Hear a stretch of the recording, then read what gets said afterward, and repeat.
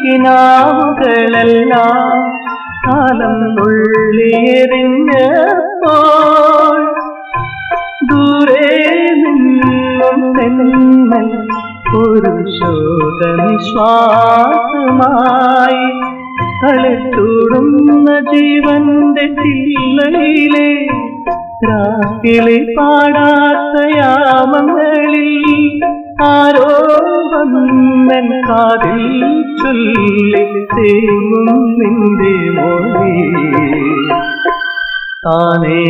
പൂവിട്ട മോഹം മൂകം വിതുമ്പും നേരം പാടുന്നു സ്നേഹവീണ ഒരു സാന്ദ്ര സംഗമഗാനം